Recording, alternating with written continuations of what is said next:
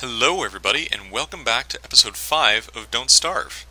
So, last time I said what we were going to do is we were going to make ourselves a log suit, which we can actually start doing right now.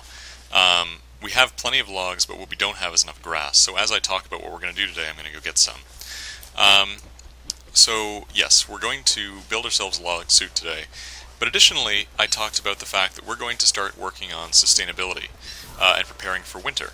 So I thought I'd go into a little bit more detail today about how exactly you do that.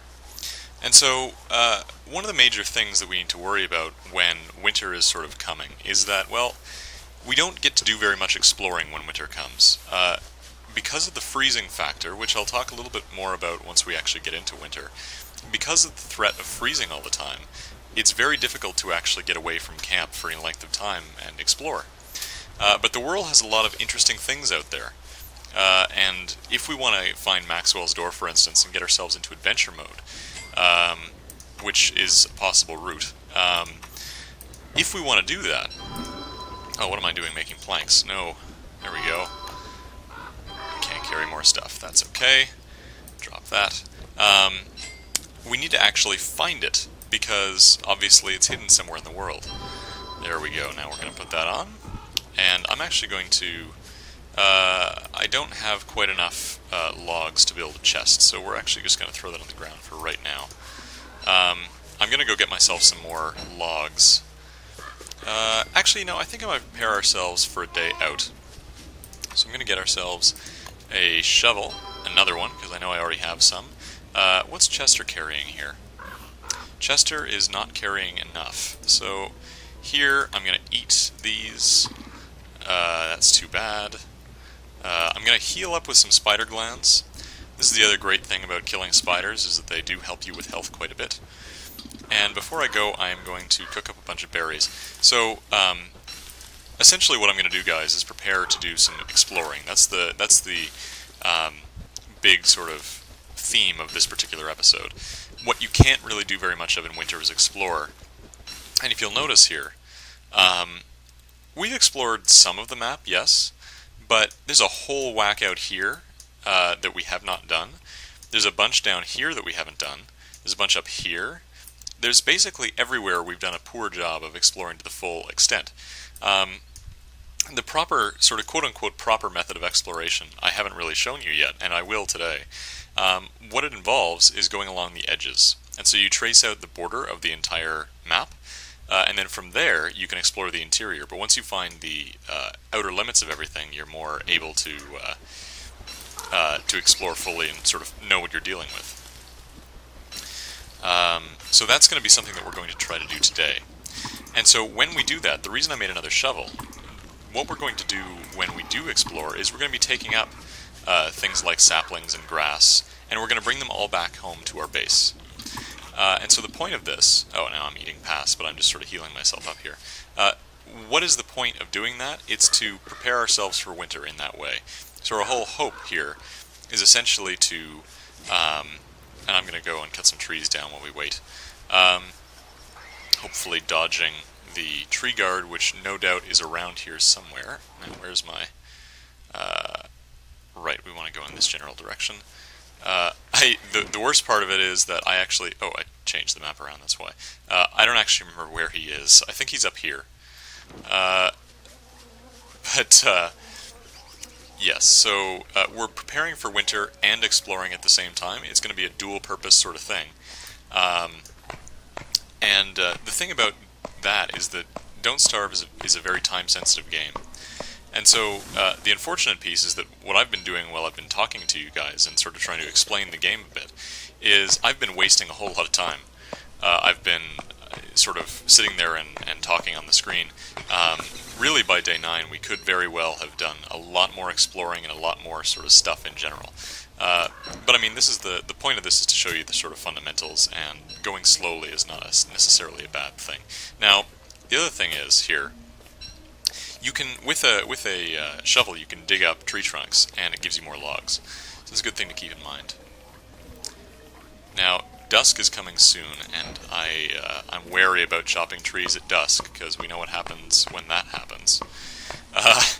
But we'll get what we can here. And the reason I'm doing this, partially, is to make ourselves a chest.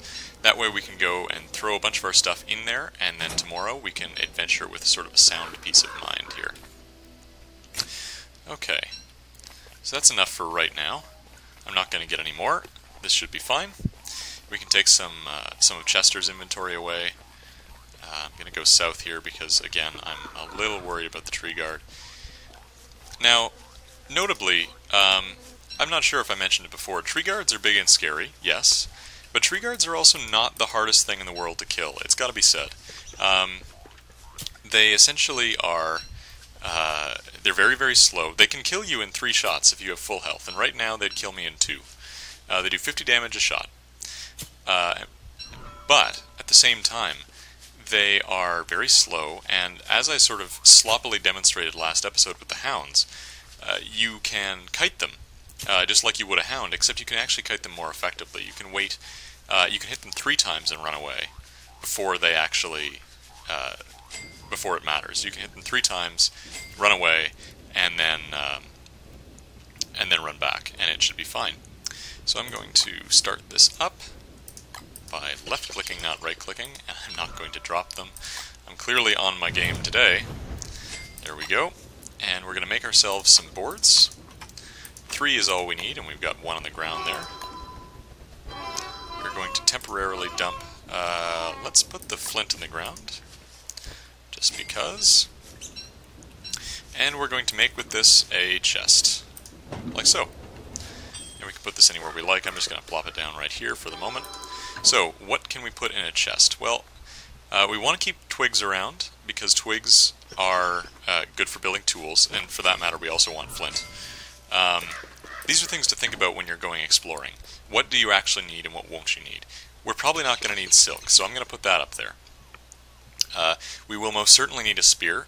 We're not going to need the grass tufts, and we're not going to need saplings. We're also not going to need manure.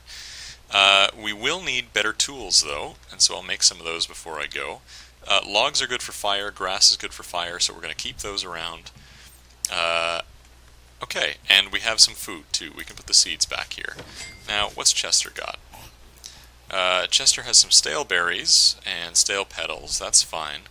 Monster meat, that's fine. Gold, ashes. We can actually take some of these things. Put the crank thing at camp. Like so. Yes, crank thing can go there. And the seeds can stay home. Perfect. And so, and we can put the, whoops, that's not what I meant. And also we can put the breezy vest into here as well. So, there we go. We are now ready to go exploring. I've got my, oh, not quite. I need to build a couple more tools. So I'm going to build myself another axe, another pickaxe, and actually another shovel, because I intend to be digging up a lot of stuff. And so off we go. What I'm going to do is go right down this continent here. Okay, and so remember, as I said before, the whole goal here is going to be to determine the sort of extent of this land. And so I'm going to go as far down as I can. And if we need to camp away from home tonight, we will. But I'm going to go as far down as I can, see what's going on, and come back, make another loop around.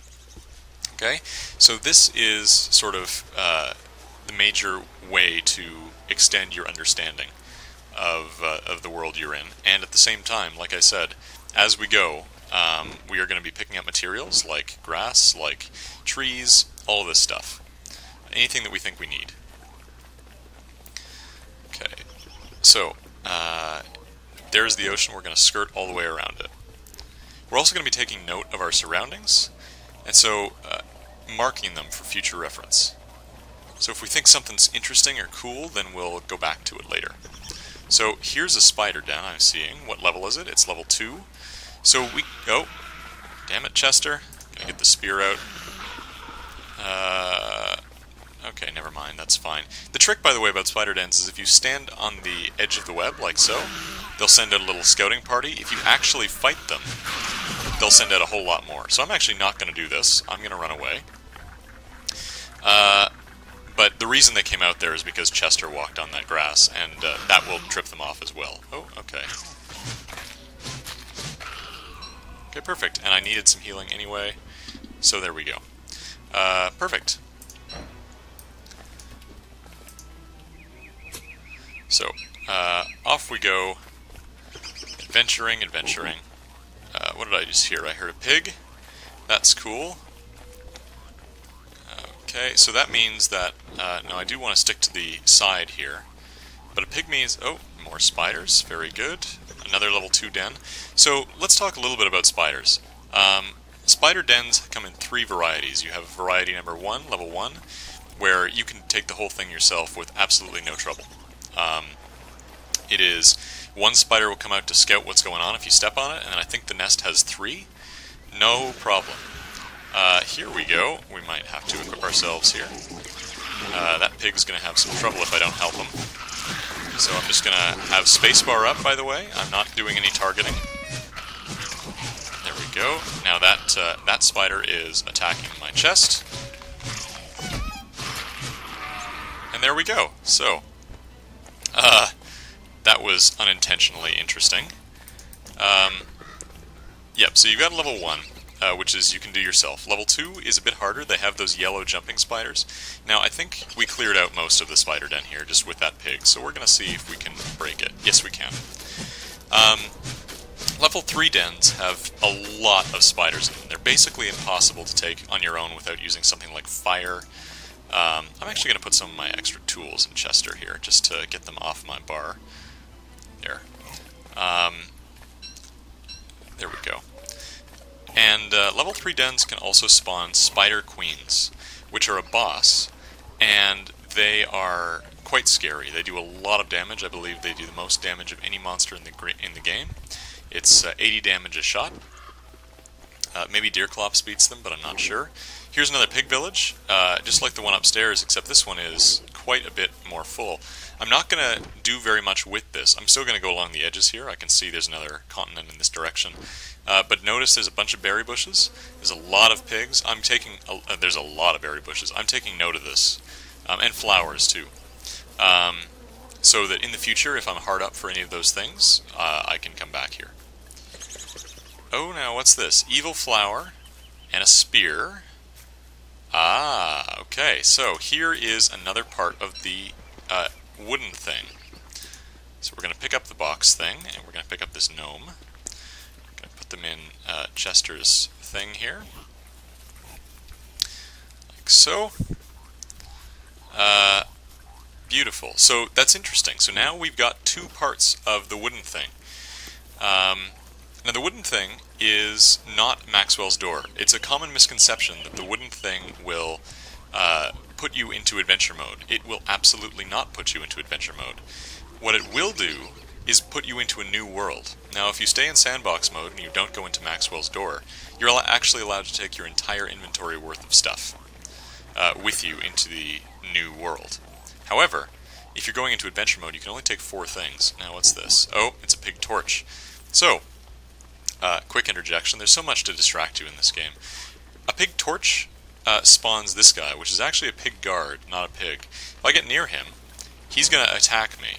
He is aggressive by definition, so if you see a pig torch, unless you're ready for a fight, don't go near them. They're not like the regular other pigs. Now, yes, the wooden thing. However, in adventure mode, in order to progress into the different adventure worlds, you actually must have, you must find the different parts of the wooden thing, there are 4, and put them together, and then that takes you to the next level of adventure mode. And as I think I may have mentioned before, there are 5 adventure mode levels. So, all of this is by way of saying that the wooden thing is interesting in sandbox mode, but it's not especially important. What it does do is, if you happen to survive for a very long time, past day 100, hound attacks. Oh, I'm starting to starve. That's alright. We're going to set up camp for the night soon anyway. I do have enough stuff, right? I do. Good. Now, we've come quite a way already, which is excellent. We're probably going to link back up somewhere. Probably this other side is just a big peninsula, probably. But it's good that we've looked at this. Let's see here. Bees, swamp. Good. Or pond, rather. Okay. So, let me see. Yes. Right, so after day 100, the hound attacks that we saw earlier, start to get much, much worse. They happen every couple of days rather than every 10. And moreover, they also happen to contain a lot more hounds, and scarier hounds, hounds that will actually set things on fire when they die, for instance, as a good example. So, not a good place. Now there we go. So we've explored this whole area. We can come back and play with the inside of this later, but for right now, we're going to set up camp with the pigs. So here we go. And actually, now's the perfect time to nick all of their berries. So, I'm just going to do that very thing. Oh, of course. I'm just going to eat some of these. Oh, good, there's spiders around. That's cool. And so the thing is, when you travel to... Oh, no. Is that a full moon? So, here's the thing about full moons and pigs. Oh, man. Full moons and pigs are not a good thing. If it is a full moon and pigs are around, they will turn into werepigs. And werepigs are aggressive, and they're big and bad and scary, and that's not a good thing. So obviously we want to try to avoid them. They seem to be all content in their houses, though, so even if that is actually a full moon, we don't have too much to worry about. Now, we are going to take note, though, that in the next day or so we don't want to be around pigs, just in case.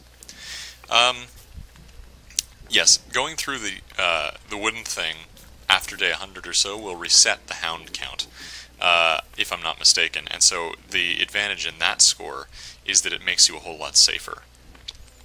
But other than that, that's the only real reason to go through them in sandbox mode. Okay, so what have we learned from that whole little venture there? So what we learned is we found another part of the wooden thing, which is good.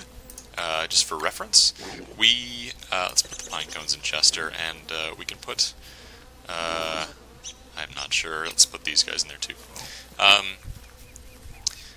Oh look, another part of the wooden thing. This is great. So this is the ring thing. Done and done. So, you can see how exploring is important. Within only a few days, one day in fact of exploring, I've already found 3 of, if you include the crank thing at home, I've found 3 of the 4 things we need. The only thing left is the wooden, or the metal potato thing, and then past that, the only thing we need is the wooden thing itself. Great. So, now, what we didn't do much of, like I said I was going to do, and I'm going to stop here. I'm going to stop at this part because I know we've done down here, and that looks like it ends. It looks like we've got the sort of border of that right there, so I know. We're going to dodge that for right now, and what we're going to do is what I said we were going to do in the first place, which is get the shovel out and start actually dealing with collecting some things for our camp. So, I'm actually going to go up to the top here. I'm going to go up to the top of this wall. See where this leads us, or rather, see if this does end. I'm going to find myself a border. There we go. And now I'm going to walk back to our camp with it. And any grass or stuff like that that I see, I'm going to dig up and take with us. We're going to set it up in camp, and we're going to go from there. So I am going to take, now I do have a pick, good. I'm going to take this gold. Chester's got my other one. The reason I'm going to take the gold is because gold is very, very important for building the next couple of stages of science. What we need, for instance, is, one of the best things we need is an alchemy machine. And an alchemy machine requires, I think, 3 gold. The other thing we want is, we want a lightning rod, relatively soon. Once it starts raining, anytime, and that can happen anytime at all. Where did I put my shovel? There it is. When it starts raining, there's a chance of lightning striking. And I think I mentioned very, very briefly, when you have a lot of plants around your base, like I'm about to put in, so saplings and grass, once you have a lot of plants, lightning can hit them, and it will set them all on fire, which is not a good thing because it will burn everything you own down. If you have a lightning rod, lightning won't strike, and actually hit all your stuff. It will strike, but it'll hit the lightning rod and provide a little bit of light, in fact. so it's a good thing. Okay, so more spiders in this general area. One other thing that I mentioned about, that I didn't mention rather, about the spider dens is that they actually level up in time. And so level 1 will turn into a level 2, and level 2 will turn into a level 3. And that's scary because level 3 spider dens are not easy to kill. They take a lot of effort, and so we have to watch for that. And they'll spawn spider queens. So perhaps next episode we might deal with getting rid of the bigger things. I'm just going to go up to here, which I know to be a pig village. There are a lot of spiders around here. And then we'll head back home, we'll plant some of this stuff, and then we'll call it a day. Okay, so here are some pigs on the outskirts of the pig village. Now this thing right here, suspicious dirt pile. I'm not oh, crap. Okay, we're not going to deal with this today, but we will talk about that later. That's how you get qualifiants. This, ladies and gentlemen, is a lure plant. These things are bad news. So these eye things are actually very easy to kill. Now, of course, the pigs are going to help me with this one. The eye things are easy to kill, but they do hurt. They come back quickly, though. Now I'm going to kill this plant while we can. Okay, so we're going to pick up this meat. Actually, we're going to pick up the fleshy bulb. There we go. Okay, so let me explain what that was. I'm just going to drop these berries, it's fine. That was a lure plant, and what lure plants do is they essentially, they spawn all those eyeball things, and they lure mobs in with them, and then they kill them. Those eye things attack, and when they attack, they do a good chunk of damage, and eventually they will kill whatever is near them. Now, when they do that, they will suck up their stuff and hold it in them. So there will be like a, it'll hold them like an internal chest, and then after a short amount of time, they will digest them. And so they can be useful, because what it can do is if you put them in a strategic place, it can be sort of like a mob grinder. It will get everything that drops in that area, and it will then pick it up and store it inside of itself. Now, the trick about that is that if you leave it too long, then it will digest them. But, let me just, as I'm rearranging my inventory here, however, that's it can be used to great effect when you're killing a lot of stuff, or near beehives, for instance. They'll kill a bunch of bees and take their honey and stingers and sort of mitigate that for you. But it can be equally as dangerous to actually farm yourself. They can pop up just about any time, anywhere, and especially when you're away from something for a while, and so that can be a nasty surprise to come home to. Okay, so now what we're going to do very quickly before the episode ends here, and it will end tonight. I didn't get very much by way of grass, I guess, but maybe I did get a bunch of these. So I'm going to take these saplings, and I'm going to plant them all down here in this sort of an area. Now, again, I'm separating them from the berry bushes for a reason, and that reason is fire. Anybody who has played Don't Starve for any length of time realizes that it's actually a pretty common event for something in your base to catch a lot of fire. And if you plant things too close together, they will all catch fire, and it will not be a pleasant occurrence. So, base spacing is a smart thing to do. And ideally, you'd actually want some stone walls around these individual things, and a lightning rod. Actually, I wonder if I have enough stuff to make a lightning rod. That would take a load off my mind. I think I need to cut stone. I do.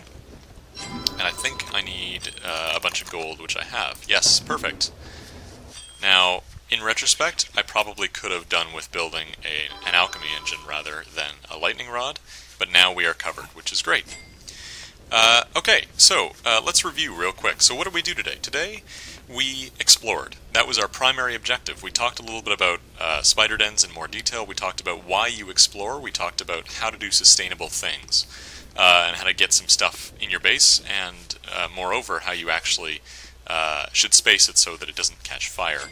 we talked a little bit about Maxwell's door and the wooden thing. Other than that, that was about it. It wasn't a very eventful episode, I must say, but it was one that had a lot of information in it. So next time what we're going to do, I think we've done a bunch of exploring around here, and we've got the border of this whole area. There's clearly more up here, and so that might be a place to go. But I think soon what we're going to start doing is, again, we want to ever increase the infrastructure around our base. So that means farms, that means science machines, another alchemy engine, and preparing for winter. So that'll be objective number 2. Anyway, thanks so much for watching. If you liked it, go ahead and like and subscribe, and I will see you guys next time.